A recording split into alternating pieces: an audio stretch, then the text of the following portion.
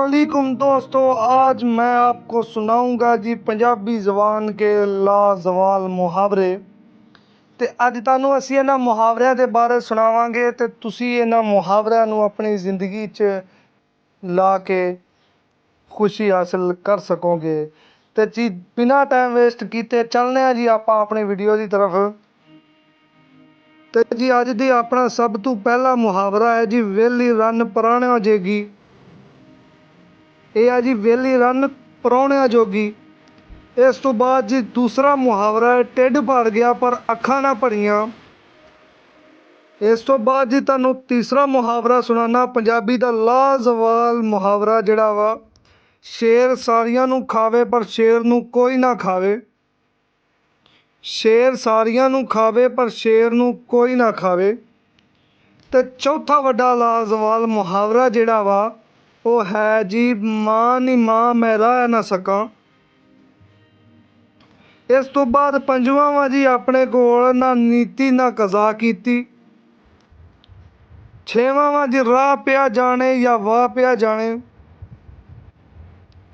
ਸੱਤਵਾਂ ਹੈ ਜੀ ਵੇਲਾ ਨ ਵਕਤ ਬੀਬੀ ਚੜ੍ਹ ਬੈਠੀ ਤਖਤ।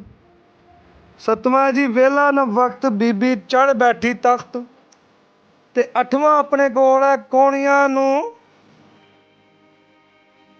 ਤੇ ਅੱਠਵਾਂ ਮੁਹਾਵਰਾ ਵਾ ਆਪਣੇ ਕੋਲ ਵੇਲੇ ਦੀ ਨਮਾਜ਼ ਤੇ ਕੁਵੇਲੇ ਦੀਆਂ ਟੱਕਰਾਂ। ਵੇਲੇ ਦੀ ਨਮਾਜ਼ ਤੇ ਕੁਵੇਲੇ ਦੀਆਂ ਟੱਕਰਾਂ। ਤੇ ਨੌਵਾਂ ਵਾ ਆਪਣੇ ਕੋਲ ਦਸਵਾਂ ਵਾ ਆਪਣੇ ਕੋਲ ਕਰਤੂਤ ਨਾ ਕੋਈ ਪੱਲੇ ਕਰਨੀ ਬੱਲੇ ਬੱਲੇ। ਕਰਤੂਤ ਨਾ ਕੋਈ ਪੱਲੇ ਕਰਨੀ ਬੱਲੇ ਬੱਲੇ। 11ਵਾਂ ਵਾ ਪੱਲੇ ਨਹੀਂ ਦੇਲਾ ਤੇ ਕਰਦੀ ਮੇਲਾ ਮੇਲਾ।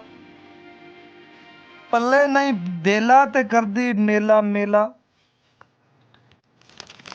ਇਸ ਤੋਂ ਬਾਅਦ ਆਪਣੇ ਕੋਲ ਹੈ ਜੀ ਸਾਧੂ ਨੂੰ ਕੀ ਸਵਾਦੀਆਂ ਨਾਲ।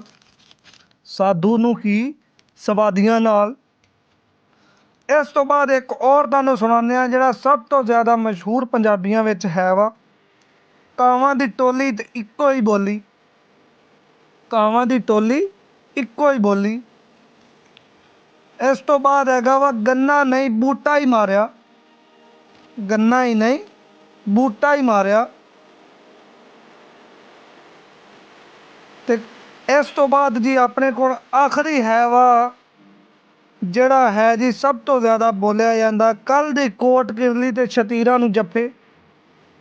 ਕੱਲ੍ਹ ਦੀ ਕੋਟ ਕਿਰਲੀ ਤੇ ਸ਼ਤੀਰਾਂ ਨੂੰ ਜੱਫੇ। ਤੇ ਮਜ਼ੀਦ ਇਹੋ ਜਿਹੇ ਮੁਹਾਵਰਾਤ ਸੁਣਨ ਲਈ ਸਾਡੇ ਚੈਨਲ ਨੂੰ ਸਬਸਕ੍ਰਾइब करना ना भूलो।